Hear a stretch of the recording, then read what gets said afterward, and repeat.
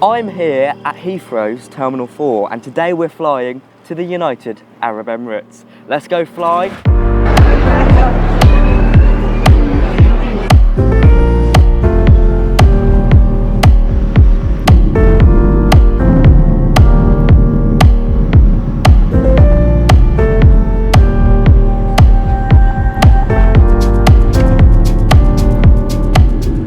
So hello everyone, welcome to another trip report. Today I'm on my first long haul flight over to Abu Dhabi in the United Arab Emirates. The day started off pretty early for me. I don't live too close to Heathrow, so I did have to go get the train over, down to London Liverpool Street first before wiggling my way across London. If you ever are stuck in London, be sure to head to Bagel Bake and pick up the salt beef bagel. Lovely stuff, it was really nice, very cheap as well. Now, it was a boiling hot day in London.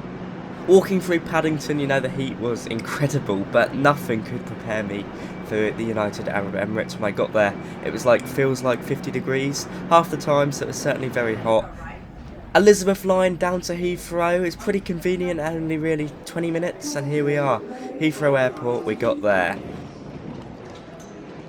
So I arrived to the airport about 3 hours early. Now, a bit of background about Terminal 4. It's located quite far away from the rest of the airport to the south. Today it was very busy. This was my first time flying out of London Heathrow Airport. I've flown in before. I don't think it's normally this busy, but they are having staffing issues at the moment. I arrived 3 hours early, as I said. My friend who I was flying with only arrived about 2 hours before, so he was really cutting it short. Now, duty free was small. I didn't spend too much time here because I didn't have much time. Check-in and security took forever. 40 minutes to get checked in, although I did do online check-in, so technically it was only bag drop, and then about an hour wait for security. So I only really had about 10 minutes to spare just before boarding. Of course, my departure was at 8:45 in the 787-9, which you can't really see in this video because the gate was too far away. You get a glimpse of its tail in a minute. The aircraft you're seeing to the left is the Malaysian Airlines flight, and then to the right of this one it's another Etihad one, which was the 20:30 departure to Abu Dhabi. I was 20:45. Now, there was a delay.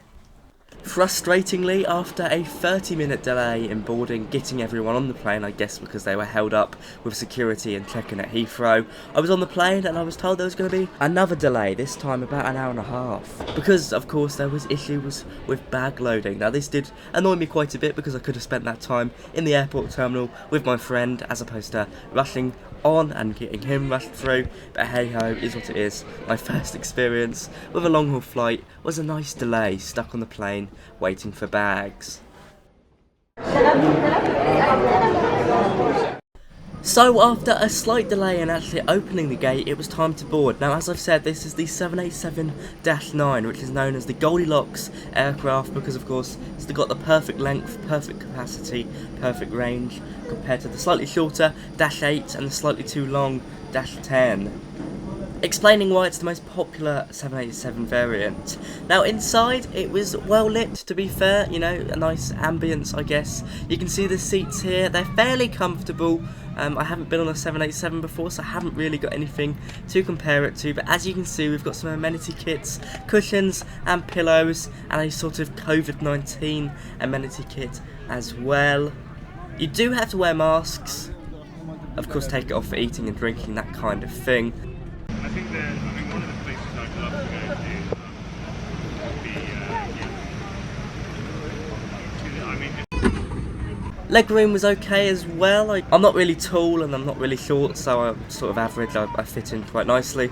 In-flight entertainment was decent as well. Cult classics like Morbius. Sadly, no Minions 2, but there was the Kingsman series, which I watched on the way back. I didn't watch Morbius though, but I heard it's a really good film. It's got music, it's got TV shows, pretty extensive, I think. Certainly acceptable, and you do get headphones as well. You can do a bit more than just watch films and movies through it. Of course, you've got games, which is pretty commonplace for long haul flights, between seat communication. You can also order food and buy stuff from the shop on there, but sadly it was disabled. So far what have we got? Well, we had a 2 hour, 5 minute delay in total from our departure, which was pretty uncomfortable, I can't lie. It wasn't a good start. This was a red-eye flight as well. But once we got going, hey ho, it was pretty relaxing. So I guess Etihad is still in a very COVID mindset, with a lot of their services being restricted, and of course the amenity kit provided being very COVID focused, which I guess is a good thing because it's still rife in some parts of the world. You get a toothbrush and toothpaste to be expected. You also get an eye mask and a blanket. And of course, headphones to go with your in-flight entertainment. That's about it. In terms of amenities, pretty standard fare for a long-haul flight in economy. I do apologise for the camera flickering, I couldn't do anything about it at the time. I will be talking about price later towards the end of the video, but now let's actually go flying.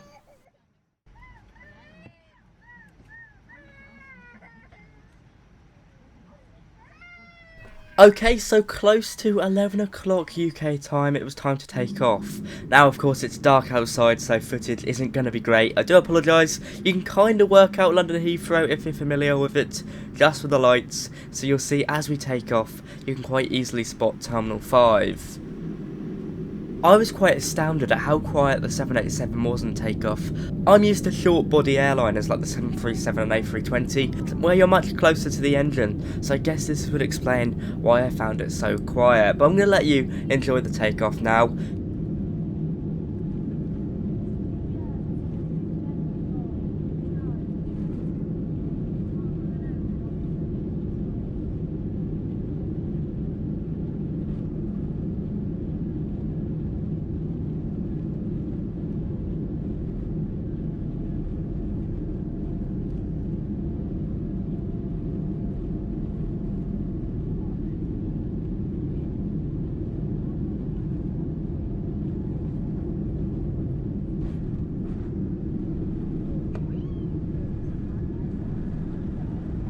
So takeoff was nice, and we did get a good view while leaving London, although I didn't really pick it up well on the camera because it was too dark. So I'm going to skip right ahead to food. Now, food was served about an hour after departure. It was dark outside, the windows were dimmed, so there's not too much to film except for the food. I believe this was a garlic chicken. It was pretty nice. It wasn't dry.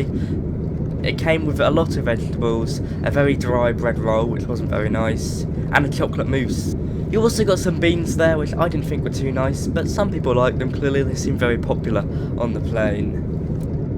Now, reading up online, Etihad used to offer some sort of menu and 2 hot meal services. Now you just get a hot meal and a snack on this flight. So it's clear to me that COVID has meant they've reduced what they offer. But they were very good at handing out drinks. I had some fantastic mango juice. Pretty soon after dinner, it was late at night, it was 12 o'clock, so I thought I'd get a bit of sleep. I'll see you in the morning when we were flying over the Middle East.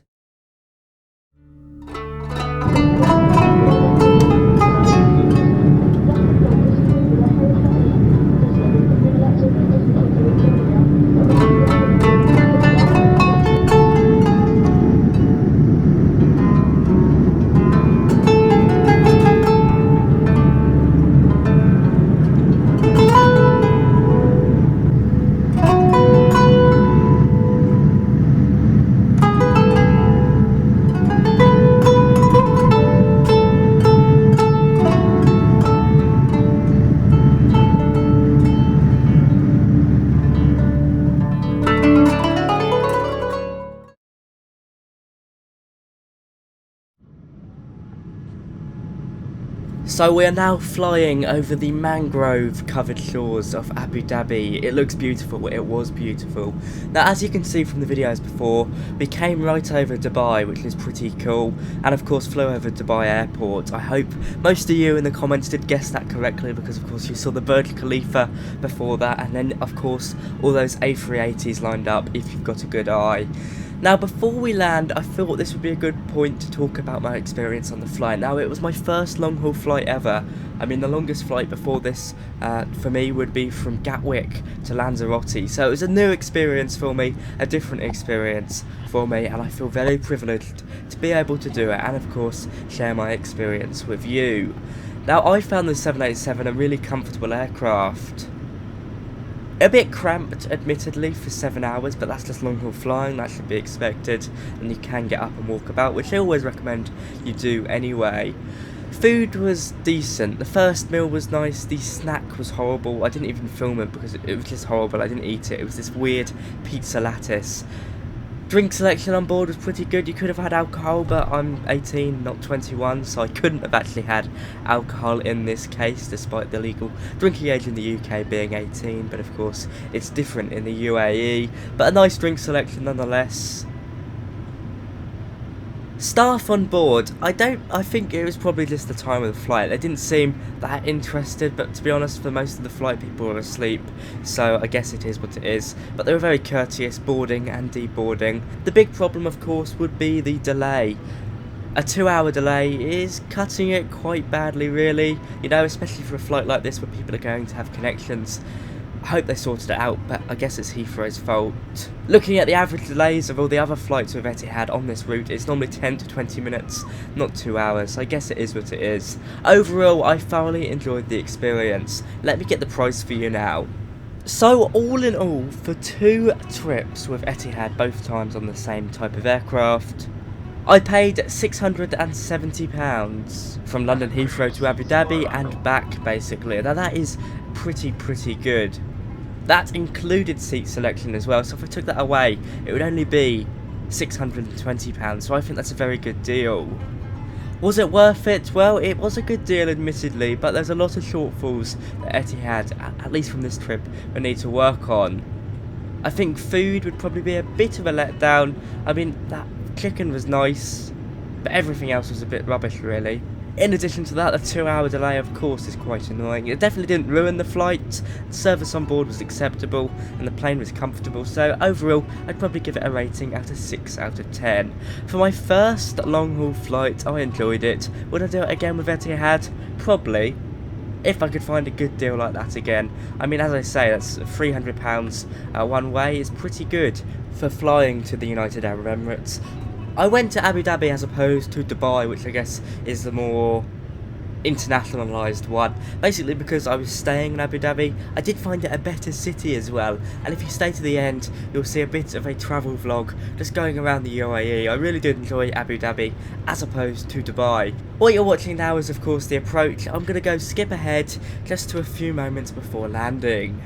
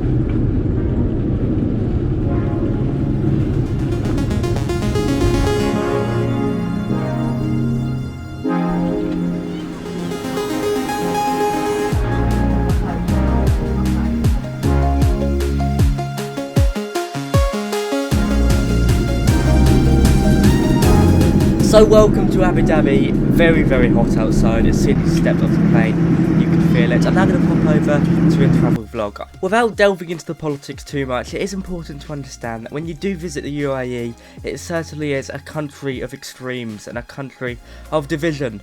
I certainly felt it. I'm not going to say much more, but I would like to acknowledge it before someone in the comments says something about it. I think it's important to recognise. Thank you for watching. I hope you've enjoyed this video. A big thank you to my friend Finley, who let me stay over at his house in Abu Dhabi. I'm very, very lucky to have you, so thank you. And of course, the biggest thank you to you for watching. It really does mean a lot. Thanks to my parents and everyone around me. I'm incredibly privileged to be able to do this. I really do enjoy making trip reports. Enjoy the rest of this video. Be sure to like, comment and subscribe. Bye bye.